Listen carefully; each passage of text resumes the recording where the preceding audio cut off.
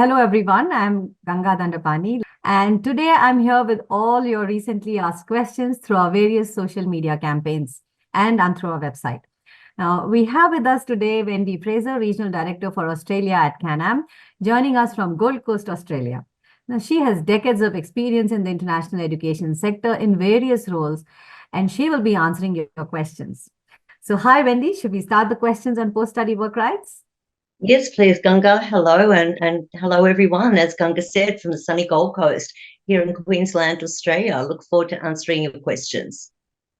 Okay, the first and most frequently asked question was, Australia has recently made announcements regarding post-study work rights. What are the changes and how does this impact students from India? Well, Indian students are very fortunate because the Australian government, with their new migration strategy, Indian students have been protected under a trade agreement that India and Australia signed. So for many students throughout the world, their post-study work rights are not as generous as Indian students. So the new Australian government migration strategy that was released on 11th of December 2023, and it's now been implemented as of January 2024. So we're seeing changes that came into effect this year. One of the things that I would say is that the Australian government very much want international students, and especially Indian students with their wonderful skill set, to be able to come to Australia. So we've got a clear study pathway for students so that they're seen as genuine students, and at the end of their qualification that they're going to be able to take those post-study work rights and potentially even look at permanent residency if their courses reflect that. So this new migration strategy is to attract genuine students, to give them work experience in Australia so that they very much get that experience that they can use either in Australia or take back home to their home country or worldwide. So post-study work rights we see as being a great way for students to be able to get that experience they need to develop their career in Australia or abroad. So this strategy is going to be a great strategy for students. So one of the things that's being implemented is the new GST.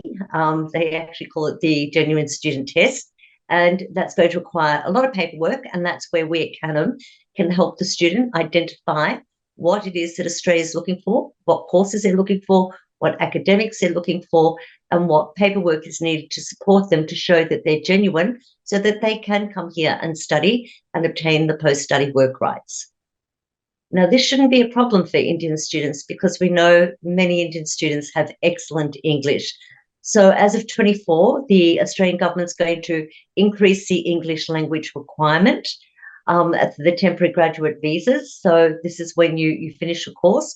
So the test score required for a temporary graduate visa will increase from IELTS 6 to 6.5.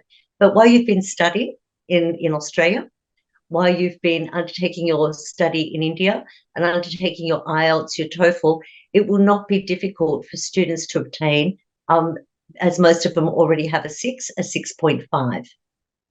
As we really value international students, one of the key features in this new migration strategy is to ensure that students are only enrolled with credible institutes that have CRICOS registration. The students are very much protected with their tuition fees and with their study and their qualifications. And they also are putting a lot of emphasis on the education agents because, as we know, in India, everyone is an education agent. And that's why dealing with Canam as an AIRI member and with over 27 years of agent experience, knowledge, professionalism, and having worked in Australia for 27 years in this education sector, you should only be coming and dealing with a professional AIRI accredited agent, which we at Canam are. And so we know that with these new laws coming in, that we are very much protected and we are giving the right information to future students who want to study in Australia. And what's changing is the post-study work visa rights. So if you've gained work in a skilled job during your post-study work period, you may be able to stay on the new 4-year skills in demand visa. And this visa provides a clear pathway to permanent residency. Now, this is something that the Australian government have stated, because we have a skills shortage in Australia. And the areas that we have skills shortage, and I'll cover that a bit later, is in the STEM area, your science, your technology, your engineering and maths. And we know that in that science field, you've got all your health courses, engineering, it can be civil, it can be chemical, it can be mechanical. And we know that these are key courses from our many years at Canam that students undertake, and also very much in the IT sector. So those students are the ones that are going to be in demand and have the potential to look at the permanent residency pathway under the new migration strategy. So these students are really, really well protected coming to Australia, getting those post-study work rights. And if their goal is to remain and migrate to Australia, they have that opportunity. So now on to my next question. Another very popular question, Wendi, what level of study do you need to undertake to be granted post-study work rights? Okay, so it is not the vet sector students. It is these courses, a bachelor degree. A bachelor degree study is currently 3 years in Australia, or a master's degree, which is 2 years study in Australia. So if you want to take a bachelor degree, you will get 2 years post-study work rights after completion of your course. However, if you decide to study in a regional centre, and a regional centre is not Melbourne, Sydney or Brisbane, but it would be Adelaide, Perth, Gold Coast, Queensland, some of the other country areas in Australia, you can get up to 4 years post-study work rights.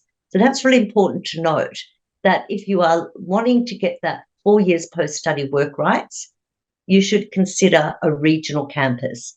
And Gold Coast is regional, and yet it's the hub of tourism, and it's actually where I live. And it's not like being in a country town. Our regional areas are still big cities like Perth in Western Australia, Adelaide in South Australia, and Gold Coast, and places like Bathurst, Coffs Harbour, beautiful locations. If you were a graduate or undertaking a STEM course, you have up to 5 years post-study work rights.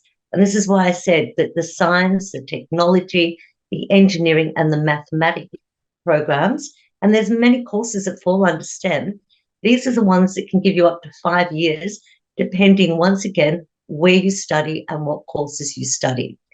And with a master's, you have 3 years as your post-study work rights. But once again, it can go up to 5 years, dependent on where you study and what course that you study. And PhD, up to 6 years, once again, dependent on the location of where you study, whether it's regional, otherwise you have 4 years. So you can see we have probably the most generous post-study work rights currently of any country in the world. Many countries are cutting back on their post-study work rights, but we require students, so even if you come and do a bachelor degree in business, you will still get your 2-year post-study work rights, but you may not have the opportunity to apply for the permanent residency because it's not on the skills in demand list. And this is something our counsellors are very well trained in. They know what those job titles are and what those courses are. So it's imperative that you always talk to one of our counsellors for guidance. Don't ask a friend, because our migration rules change.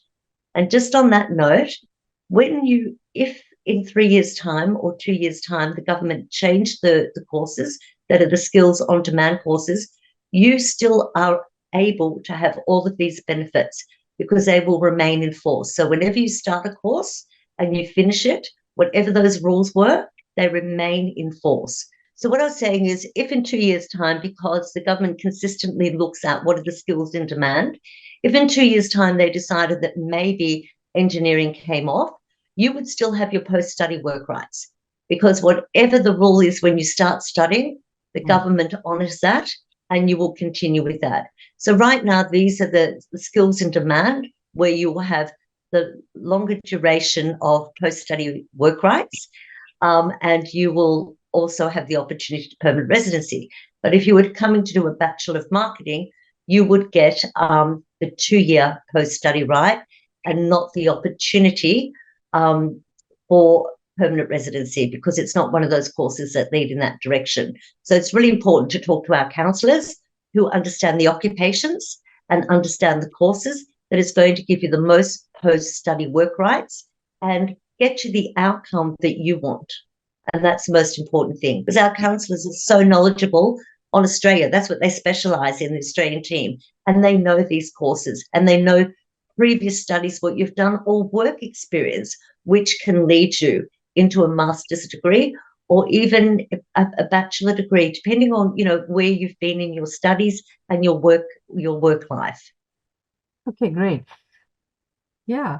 So have you listed all the regions in Australia? Because I'm sure the regional regions in Australia, because students really want to know more about that. Okay, well, the regional areas. So probably a good way to look at it is to look at what are our universities partners that have regional campuses. So the first one that comes to mind is where I live, which is Southern Cross University. They have a beautiful campus on the Gold Coast here in Queensland. And then they have two campuses just over the border in New South Wales. Then on the Gold Coast, once again, we have Griffith University and Bond University. Then we have Charles Sturt University in New South Wales that have got 3 campuses that are considered regional.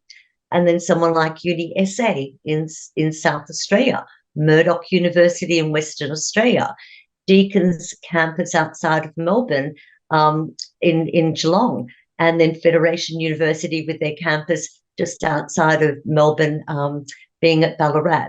So, you know, all of our, we represent here at Canam all the major universities, and we would not recommend anything else to our student but the best universities. So yes, we can look at that university and say they have a regional campus, but do they offer the course that you want? Yeah. So when I think nursing, I always think regional. If it's Queensland, Southern Cross University, I think of Charles Sturt University in New South Wales. I think of Griffith University, because not every university offers the same course. And as I said, it also comes down to the entry requirements and your previous marks, whether you will meet that university's entry requirements. So, you know, this is something all our counsellors know, all the regions, they know all the courses, and they know all the entry requirements to be able to assist the student on getting that outcome that they want. But you can study in the CBD of Melbourne, the CBD of Sydney, but you will not have the extended post-study work rights. Yeah, that's the difference. So I would really encourage students to consider regional, and there's a lot of advantages of regional. The cost of living is a lot cheaper. Mm-hmm. 2, it's a slightly smaller population, so you actually fit into a community. You are known. You will know people. Finding work is easy. The accommodation costs are a lot cheaper. And you have a really supportive network in regional. Many people who do my role, who've come from other countries and work for our university partners, they love living regional. They feel part of a community. And it's a really nice way to progress your career. And there's a lot of big Australian companies that have their offices or their headquarters in regional Australia because they need a large mass of land for those facilities. So please consider regional, unless you have a reason you want to go to Melbourne and you might want to do a Bachelor of Marketing or a Bachelor of Professional Accounting, or you're only going to get 2 years post-study work rights if you do it in those cities. But if you look outside of the city and you take a course that is on the list, the STEM graduates and the occupation list, then you're going to get 4 years, up to 4 years. So really it's about, talking to us again and letting us guide you. Don't listen to friends and family because they're not the experts. We see it all the time. Bad advice comes from friends and family. Let our counsellors who do this 8 hours a day, 6 days a week, let them guide you so you can get the outcome and be a successful Canam alumni. Yeah, that's so true. So that means that students do have the opportunity to meet residency requirements. This is really exciting, Wendy. Can you elaborate a little more on this? Because there were a lot of questions on this. Yeah. So as I said, the Australian government have put it into, and any student can look at the migration strategy that has been released from the Australian government, which clearly states that if you look at those skills in demand, and one of the things that's happening in Australia right now is all the universities in Australia are very focused on getting students employment outcomes. So you're not just going to graduate with a piece of paper and said, thank you for studying with us for the last 2-3 years, goodbye. Before you go and finish your studies, you would have had work experience. And there's a lot of professional networking that's done, and a lot of international students get offered part-time employment while they're studying in the field that they're studying because there's such a shortage. So a lot of work is put in to make sure that when you graduate, that you have experience, you have the contacts, and that your hand is held to get you that work. Now, this is a really big function that Australian universities do really well, and I've run many of those departments, and it's wonderful to see the alumni of each university and the success and where they've gone. So you take one of those careers in the STEM sector, and this is where you're going to be able to then apply for your permanent residency if you work in the area that you study. One of the things in the migration strategy, the reason why some of the rules came in, is because we've seen many students come to Australia from every country of the world, take up study in a particular discipline. Once upon a time, it was accounting because we had a shortage in accounting. So we had thousands and thousands of students studying accounting. But unfortunately, they never went and worked in accounting. Yeah, because the rules were if you studied it, you got your permanent residency. Now that's changed. You now have to work in the field that you studied. And that's how you will get your permanent residency on that list of the STEM occupations. And, that's something we can guide them on when they're onshore, how to go about that paperwork, the paper trail that they're going to need to show to apply for their permanent residency. And the Australian government is speeding up that process for this cohort now as of 2024 to make permanent residency a lot easier. They've removed a lot of the old visas that were in place that slowed down the process. So it's going to go graduation, work, permanent residency if you study in the STEM sector. Okay, I just want to make that really clear. It's got to be something within the STEM sector. If it's accounting, it's not going to happen. You're not going to get your permanent residency because the government have not identified that that's a school currently that is needed. It might change in 2 years' time, but what will the rule that will apply? We don't know. So right now we have to work with the rules that are in place, the qualifications that are in place, and then this, as the government clearly states, we want you.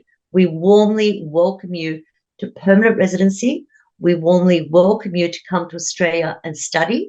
We are a multicultural society where more than half of our population comes from over 200 countries throughout the world. So, if this is your area of passion and expertise, only ever study something that you love, then come and talk to us because the list is huge when it comes to STEM courses. Okay, there's another question from the audience. Ajay says, after selecting a master's course for Australia, can I change my course to a nursing diploma? I'm looking for my study in Gold Coast in Australia. No. This is one of the new rules that is called course hopping, and the Australian government is stopping that. You cannot drop down to a lower level of study. You cannot do this. This is now, if you were to do this, and please don't, if you are onshore, and that is your question, and someone is telling you that they can help you achieve that, please do not listen to them because this is called course hopping, and you will then be deemed a non-genuine student. On non-completion of your study, you'll be asked to leave Australia. So you mustn't do this. This is why it's imperative to work with our counsellors from day one to get the course right. Because the other thing that we don't want to see that we've chosen a university for you because we think that's the best fit, you agree it's the best fit, and then you go and jump around and change university, okay? That's also not showing genuineness. You can make a change, yeah, because it might be closer to now where you're living or the methodology of teaching suits you better. You can do that, but you must remain in the level of study that you enrolled in, number one. There are times when you can make a change to your course.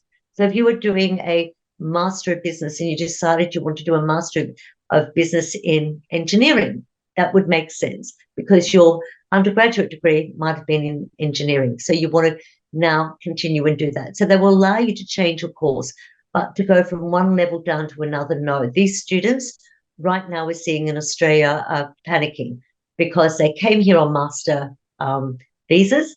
They decided through, someone telling them that they can drop down to a certificate 3 in automotive, in hospitality, do a diploma of this, a diploma of that. Those students now, the Australian government is not allowing them to get a new visa to go back and do their bachelor degree or master's degree. They're being asked to leave and being deemed non-genuine. So work with us and let us guide you on the right way to enroll into the right course at the right location. Yeah, absolutely. This is really important, and I was very surprised that this question was asked, considering it's been there for some time. This policy has been announced, and that's why it's so important, Wendy, for us to do these webinars and educate the public. Now, there's a question all about scholarships. A lot of students have asked this, so I'm just making into one generic question. Do universities offer scholarships? So maybe you want to say something about that? So every Australian university right now has scholarships, and they differ the amount of the scholarship. It can be anywhere from 20% to 100%.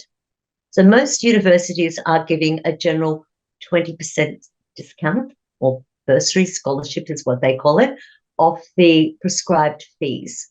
So sometimes it's automatic, that scholarship. Sometimes you can get a greater amount in a scholarship based on your IELTS. So you might come in with an IELTS 7.5 or a 7, and they will say, okay, we're going to give you an excellence scholarship. So we're now going to give you 30% off your tuition fees for first semester or for the duration of your course. So every university has different rules. Some universities will have the Vice Chancellor Scholarship, where it's 100% all your fees are covered. And that's where you have to make an application to the university and your reasoning why you should receive that scholarship based on, your background, based on your academics, what your goals are in life, why you're studying that course, what you plan on doing when you finish that course. So, yes, all of our partner institutes have scholarships. And we even have things like right now, we've got Charles Sturt University, as you might be aware, Ganga, being regional. They understand that the cost of living for Indian students is tough. The cost throughout the world has gone up. Food, petrol, electricity, everything is going up. So they've done the most amazing thing, but unfortunately, it expires in a couple of days. So if you're really keen on looking at Charles Sturt University programs on the website and contacting our counsellors and get your application in quickly, we don't need all of your paperwork to get the application in, just some of it.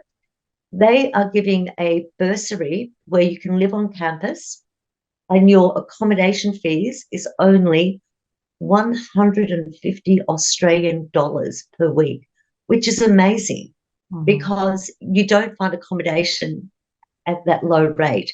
Accommodation is anywhere from $400 to $700 a week to stay in an apartment, unless you're doing shared. So $150 a week, and that's a regional campus that has engineering, that has technology courses, that has nursing courses, agricultural, like so many courses. And you will get a bursary or scholarship where they will pay your accommodation and you only have to pay $150 towards it. So there's lots of different scholarships. We try and promote them as much as we can, through our social media or in-house in our offices in India.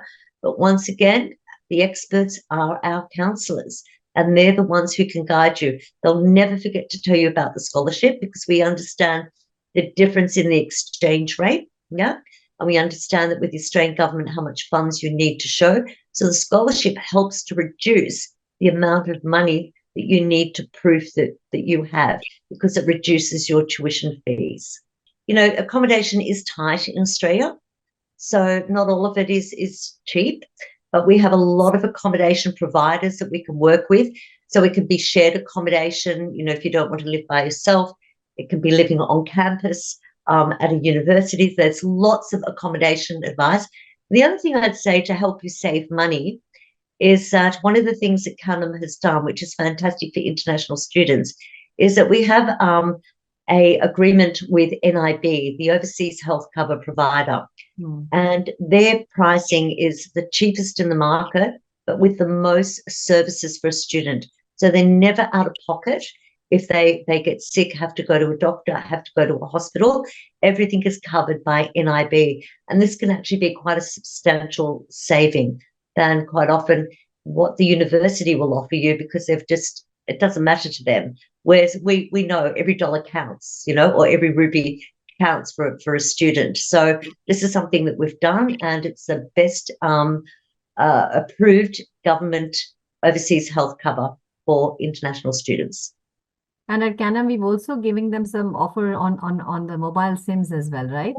Yeah. I actually took that up myself, Ganga. So students, our officers all have free SIM cards. Inside the pack, the SIM card will fit any model of card that you have. We give that to you once you've got your successful visa, which we know that we're going to be able to achieve for you. We're pretty confident on our outcomes. You'll get a little pack which will have 3 SIM cards. When you land in Australia and you must pass immigration, you then can put the SIM card into your phone, and you will now be given a Australian mobile number. And it's really important because you need this to be able to, WhatsApp is not the norm for if you're applying for a job or waiting for phone calls back and things like this. So you will need an Australian mobile number, and your university will also want you to have an Australian number. But it's the cheapest mobile plan. It's 25 Australian dollars a month. And I've actually changed one of my mobiles over to them, and I'm now a customer as well, because honestly, that is so cheap. Normally mobile plans here are anywhere from 60 to 100 Australian dollars. So make sure that your counsellor gives you your SIM card, and then once you have to wait till you go through customs, because you're not allowed to use your phone inside customs. Pop your SIM card in, you download the app, it's on the back, just scan it, and you're activated and you're ready to go. So there's lots of little things that we're trying to do, understanding the cost of living to help our students. We'll always mention scholarships. We'll always mention that you really should consider the NIB Overseas Health Cover. It's about a 200 Australian dollar saving. Here's your SIM card. It's going to cost you nothing. Until you get to Australia and you activate, and it'll be $25 a month. It's got lots of data, lots of phone, lots of texting. You won't go through it, because I'm a big phone user and I don't go through that data. Okay, next question is, can Masters in Finance lead to permanent residency? What is the value of finance courses in Australia? Not at the moment. It's not one of those courses. No, I'm sorry to say.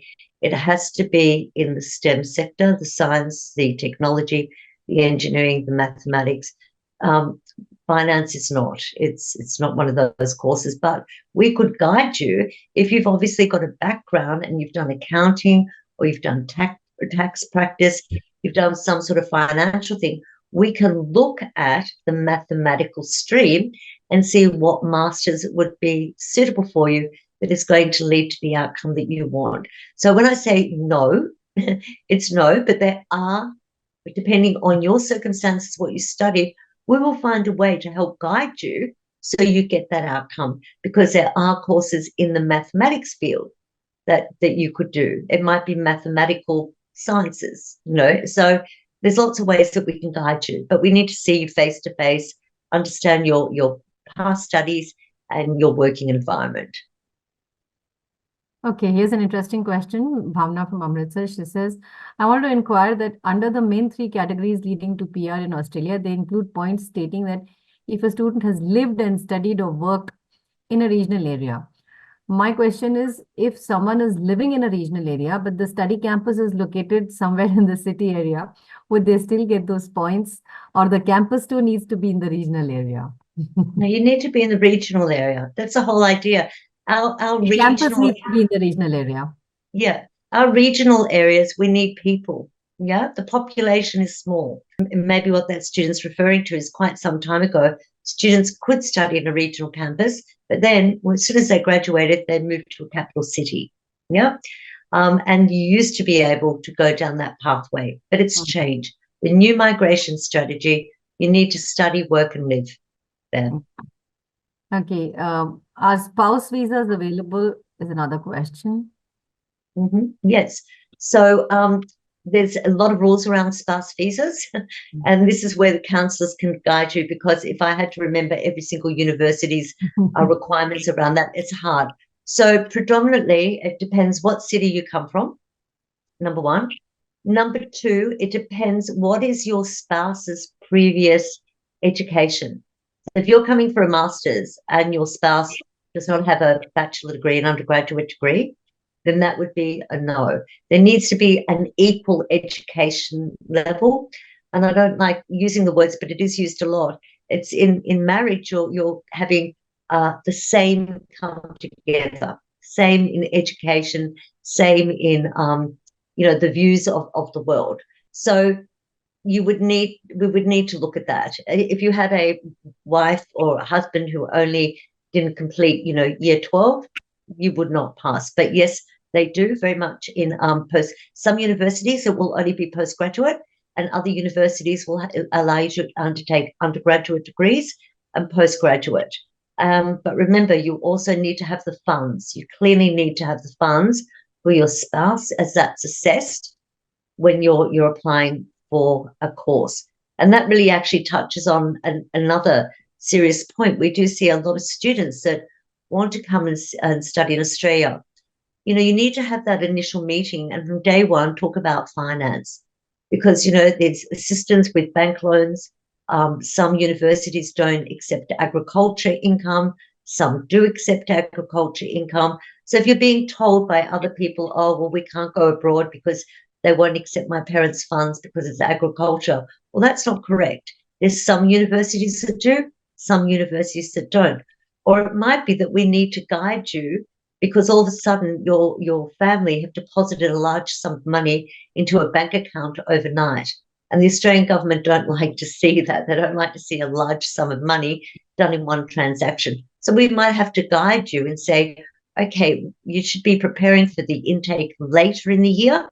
So we suggest that you make regular deposits, make sure they've got pay slips or make sure they've got the J form, whatever it is that is needed. We can guide you on the finance, because there's no point putting together an application and then finding you don't have the finances to be able to go to the next stage of visa. So once again, our counsellors are so knowledgeable. You must speak to them about this. Okay, there's a question from Bhavna. She says, I passed my 12th grade in 2023 with 83% marks. I'm in the non-medical field, so maths based, and I'm looking for a career in computer science or software development. So which university should I consider, particularly in Sydney, New South Wales, so as to lead me to a great career and permanent residency? Well, we have lots of partner universities in New South Wales. It's going to come down to your marks are good. So your marks are excellent. Congratulations. What it's going to come down to, though, is finance, right? So this is why we have to have this discussion about finance, because we could choose the University of New South Wales for you, or we could choose for you Swinburne University. We could choose Victoria University. We could choose CQU. Now, all the fees are different. All the scholarship amounts are different. Some will want 1 year fee. Some will want 6 months fee upfront. This is why we need to sit with you. I know I feel like I don't answer the question, but this is why we have to do it face to face, because we need to understand you, your profile. We know what it is that you want, what the goal is, what job title you want, what sort of work outcome you want, and how you want to progress a career. Now we have to work backwards. We have to go right back to the beginning. Where the fund, what is the source of funds? Where's it coming from? What is that amount that's going to total? Is it going to show the living cost of 1 year's living fees in Australia of around 25,000 Australian dollars? Is it going to show 1 year's tuition fees, overseas health fees, your your medicals, all of these things? We need to look at all of that. Then we can work back and say, okay, you have this much money.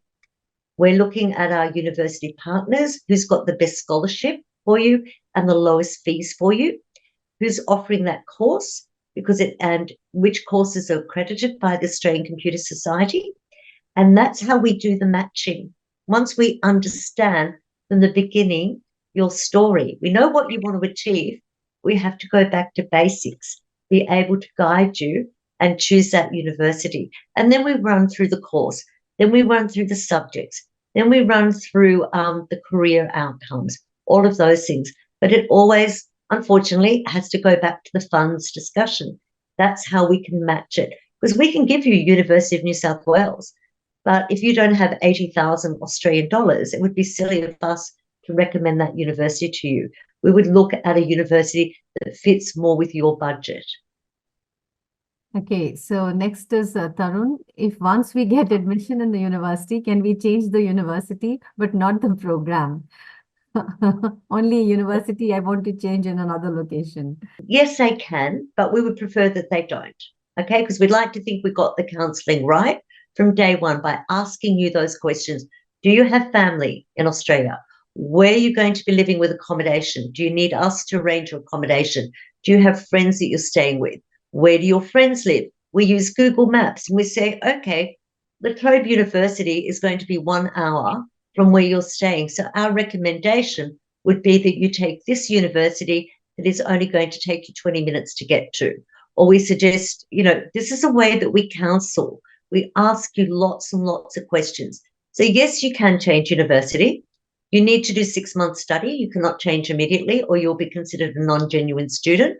Doesn't matter if you're studying STEM in the STEM program. You're chopping and changing university. You're putting your visa at risk by being considered non-genuine. If you are chopping and changing course, once again, you're putting yourself at risk. So this is really imperative that you work with our counsellors and be really honest. Now, I'm not a migration lawyer, so I can't answer migration questions. I will be in trouble with the Australian government. But the Australian government clearly states, and it's in our slides, if our team would like to go back to that slide that we want, I think, which is slide 11, it might be, is maybe 15 actually, which talks about the government will give you permanent residency, right? So if you keep chopping and changing course in university, you're putting yourself at risk. We guide you based on what you want, and we ask you these questions. As I said, do you have family? Do you have friends? Where are you going to stay? So that we can match it up so you don't change university. There's no reason for you to change university if we've got you close to the university in the course that you want. And remember, when you first come to Australia, you're going to be homesick. Everyone's homesick. But once you attend, you make friends in your class, you get involved in all the social things, whether it's cricket, whether it's tennis, it's swimming, whether it's the drama departments. Once you get involved in things socially, you will love your university and you'll love to be an alumni of that university. So, tell us from the beginning everything honestly and truthfully so that we can get the right fit for you, that you'll never have to consider changing university or changing course. Okay, next question is from Ajay. He says, after BSc Medical, can I choose Masters in Nursing? What probably means is as a profile, I suppose after doing a BSc Medical, can you choose nursing? Probably the only question would be, would you need maths to do a Masters in Nursing? I think that's what he probably means to ask. Well, once again, there's different areas in Master of Nursing. So there's clinical, there's practical, there's surgical, there's a whole different range, again, in the nursing stream. So once again, it's looking at what his previous subjects were, what his outcome was, and then we can guide him. So it may not be that he becomes actually physically doing the nursing, but he could do the clinical side of it. There's lots of different sides of nursing. Once again, we need to see those results. That's the only way we can make a genuine call, but definitely should come and talk to us. and you've got many campuses that you can choose from. And I actually worked for this university. It's part of Southern Cross University, and it's called the Hotel Schools Australia. They have a campus in Melbourne, a campus in Sydney, a campus in Brisbane, and on a beautiful island just off part of Queensland called Hayman Island. What happens is in that course, you actually undertake a paid internship. So you will study and then you will go and do 16 weeks paid employment. It's part of the course. And this is a joint venture between Southern Cross University and a company called MULFA. MULFA own the Intercontinental Hotels. They own hotels in India.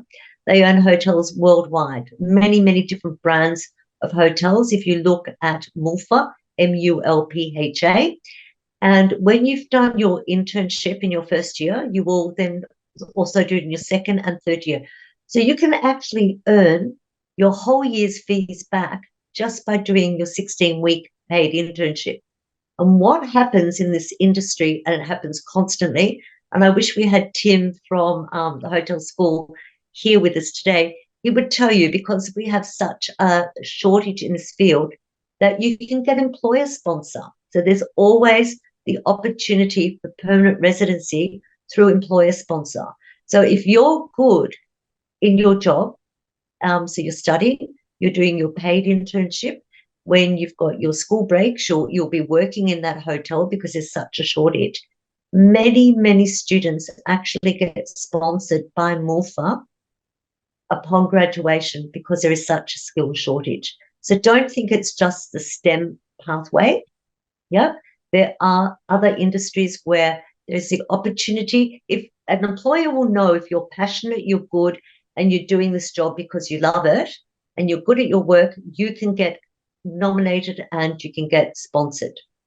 And then we also have state and territory sponsorships.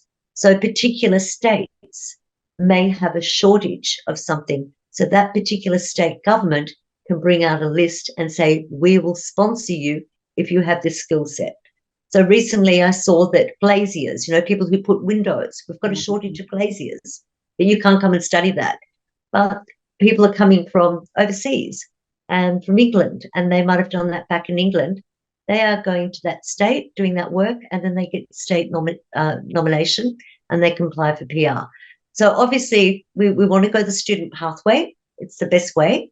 But still, if that's your passion, that course, study it. Don't go and study something you don't love, because it'll be 3 very difficult years, and every time you fail a subject, you have to pay for that subject again. So study what you love, and then you will be successful. Okay, there's next student is Ashu, has done LLB, that is Law, Bachelor's in Law, with 63% and has taken a PT exam with 67 score. Wants to know if there are any options in Australia after doing a Bachelor's in Law. The score might be a little bit low for Australian law, in all honesty. But once again, come and talk to us. Off the top of my head, with our existing law programs, it's a little bit low, and English requirements and as really well. speaking, it doesn't have to be a law program. Maybe it could be something like international business, or it could also be something like HR or something, which also deal with law in their own way. So it could be. You can do. You're right. You can do, human resource law, but you can also do juvenile. Yeah. So juvenile justice system in the community sector. There are bachelor degrees in that. That would fit better because the score is a bit low. So there are courses within the judicial or the law arena with lots, it can be law clerk. Yeah. So not a lawyer, but it could be working with juveniles. There's lots of different fields. As you said, there's HR, law. There's even things like occupational health and safety. Now, that's a really big field, and people earn a lot of money that do occupational health and safety. It's a different type of law. It's understanding occupational health and safety. So you don't become a lawyer, but you understand the law and the rules around occupational health and safety. So, yeah, please, you must always come and talk to us so that we can guide you. Yeah. All right. So Okay, now they want to know what are the after doing an MBA, what are the opportunities in Australia regarding jobs? Well, I guess it depends what was their area of the MBA. Yeah, Mm. did they take any specializations? Mm. That's number one. For a straight MBA, it's not there as there's jobs 100%, but I think this is where we need to understand the question a bit more, understand what was their undergraduate degree when they did, so it might have been international business that they did, and then they went on and did a MBA. So, it could be working for a shipping company, doing international and business management. There is always work, but if you go more into that stream where the shortage is, there's a lot of jobs. But one of the things I always tell students in any of these webinars, they should go to Seek, which is seek.com.au. You put in there any job title, you will see the number of jobs in Australia in every state and territory, and you will see the salaries. Now, one of the other things that the Australian government has done, which I think is fantastic, because we do care for students to come here, on seek.com.au, they have opened up a part of the portal that is purely only for international students. So when they first arrive in Australia and they need part-time employment, on seek.com.au for international students, they will see all of the part-time work that they can do, because they can study, so they can work 24 hours a week whilst they're in Australia. So they'll see the part-time jobs that are there when they first arrive as a student. But with an MBA, you can go have a look and see what jobs are out there. There is work, but an MBA is fairly general. It's a fairly general, unless in your MBA there were some specializations. And some MBAs do have things like international export or global, global relations. It depends on what your MBA. And that's the other thing to remember. Not every course is the same. So if you look at an MBA from La Trobe University, an MBA at CQU, an MBA at Deakin, you print them off and you have a look, you will find the first 4 subjects are going to be identical. And then you're going to see throughout the rest of the course, your other units, where they have different subject matters.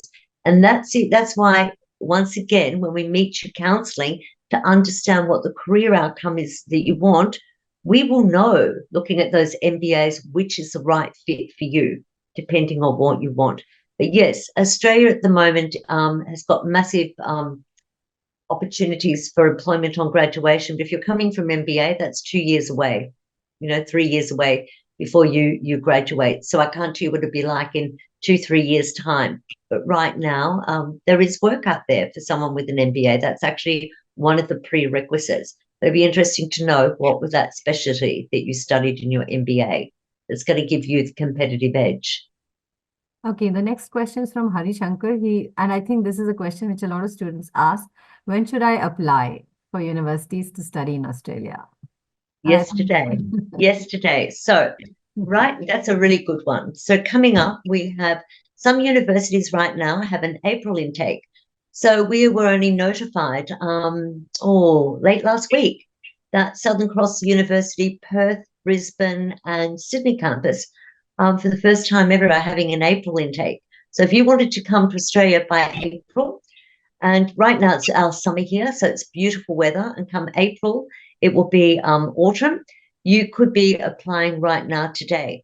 If you're looking at July, some of the deadlines for us to submit your application, some are mid-April and some are May. So the sooner the better. So if you're looking at July intake, the cutoff point for accepting your application, some are April, some are May. We should be speaking to you now, because there's a lot of steps.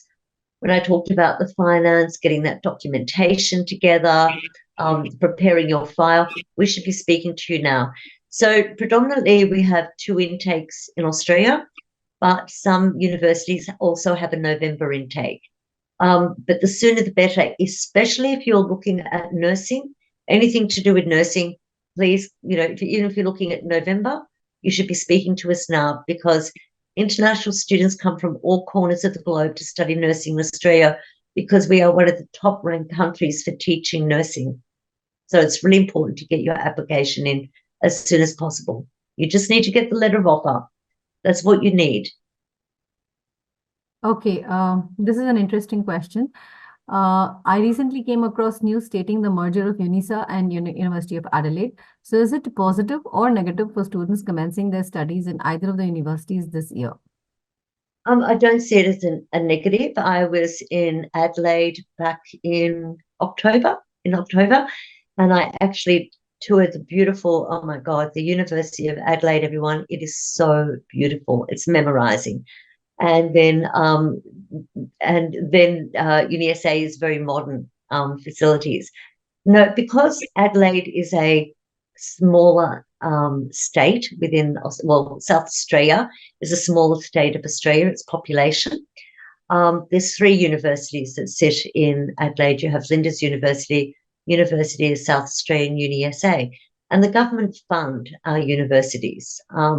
So the government's been tipping money into 3 universities. So hence they've decided to merge it. They still haven't worked out all the finer details, but all the courses will remain. They actually perceive that really the only difference that's going to happen is probably in our area, Ganga, of international marketing managers. You know, there will be a double up there. But from an academic, they see no difference. I see it as a positive. I don't see it as a negative. And if you choose UniSA, and while we're waiting for the merger to go through, they're both beautiful, beautiful campuses. UniSA has got a tremendous reputation too in the field of nursing, but also in the field of economics. I actually spent a lot of time in their economics department there. So they have real life stock market trading. So if you're really interested in finance, some amazing courses are on offer at UniSA. And most of the premiers of South Australia all went to UniSA. It's one of the, to University of Adelaide, it's one of the group of 8, and Canam are very, very proud to represent group of 8 universities. But once again, that comes down to your budget, because a group of 8 university is extremely prestigious and you will have to have a lot of funds. So it might be that you go to UniSA, and yet you're getting the best of both worlds. So talk to us again. Yeah, okay. Next, Gurpreet asks, many students from a medical background prefer nursing because of high permanent residency chances. But can you also please shed light on other programs which are equally in demand, like occupational therapy, chiropractors, or health sciences? What kind of opportunities can I have as a student have after these programs? Right now, all of the fields of the health sector, please, don't take my word for it. Go to seek.com.au, put in the word dentist, put in the word physiotherapist, put in the word radiographer, put in the word nursing, use any of the medical terms and you will see the volume of jobs. In Australia, we have we're actually going to be doing a seminar on this next on, I think, Friday, February 1, I think it is. We're doing one on health. So please, you should join that particular webinar, because that's where I do show all the actual occupations. It's huge, absolutely huge. So you don't have to do nursing. You can do radiography. You can do pathology. India, which I only learned recently, is you have a lot of dentists in India. And you know what? We've got a massive shortage of dentists in Australia.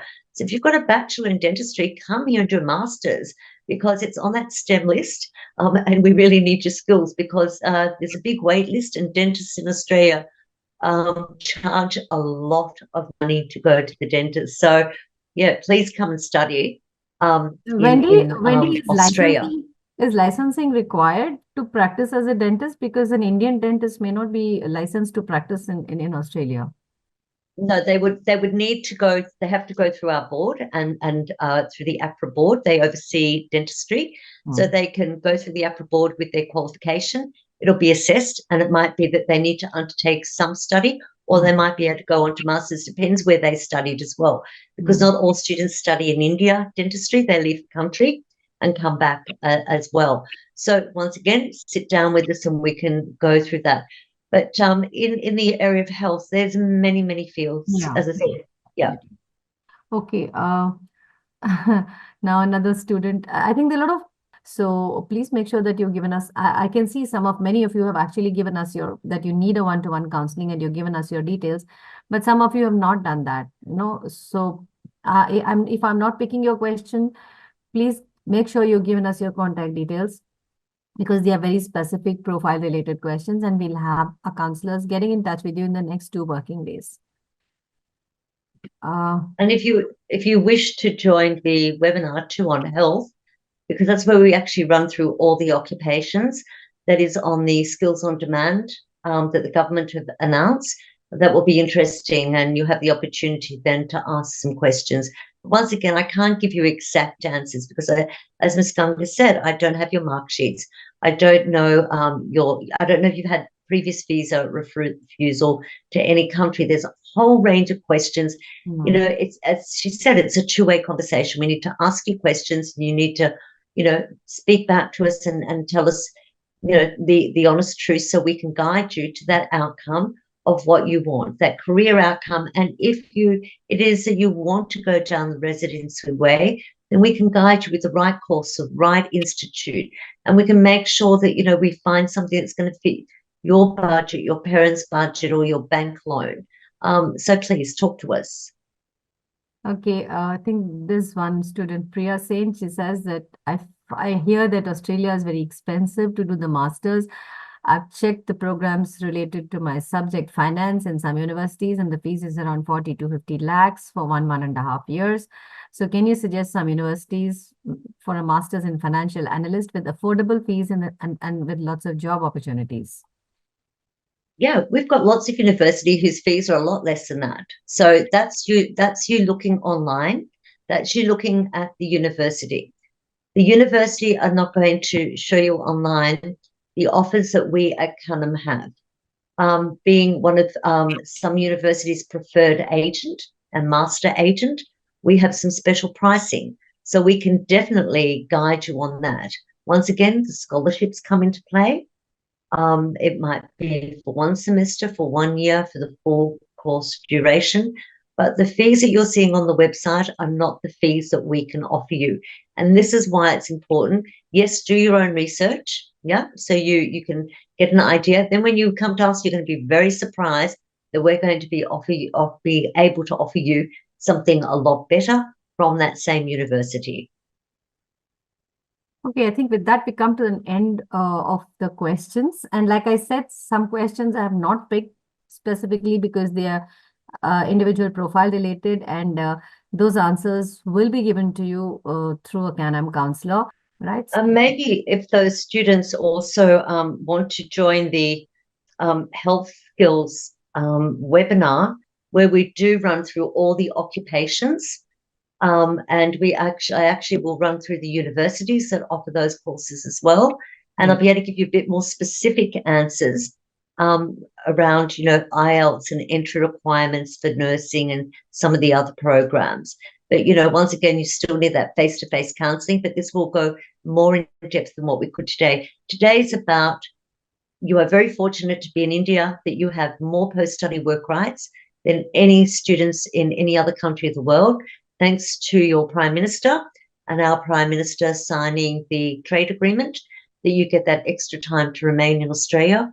And important to look at the universities that are regional. Remember, regional is Perth. Southern Cross is regional, Gold Coast and Perth. Yep. Charles Sturt University, Uni SA, Adelaide University, Murdoch University, WA. Talk to us so we can guide you to get you, if your goal is to have longer post-study work rights, and that's all you want is the post-study work rights, or with that pathway to what the government is offering you in studying in the STEM programs, talk to us and we can guide you again. And thank you for all your questions, and thank you for joining today. Yeah, I would reiterate, please go to our Canam Group website, www.canamgroup.com, and register for the next webinar so that you can actually attend the health skills webinar, and you will get way much more information on that, and you can probably ask specific questions. But still, at the end of the day, you need a one-to-one. When you need a one-to-one counseling, it will have to be through a Canam counselor who has all this information and will customize their counseling specifically for your profile. So thank you all. Thank you, Wendy, and thank all of you students for having patiently listened into all these questions, and hope you all enjoyed listening to the answers. Thank you. Thank you, Ms. Ganga. Thank you, potential students. Hope to see you in Australia soon. Thank you.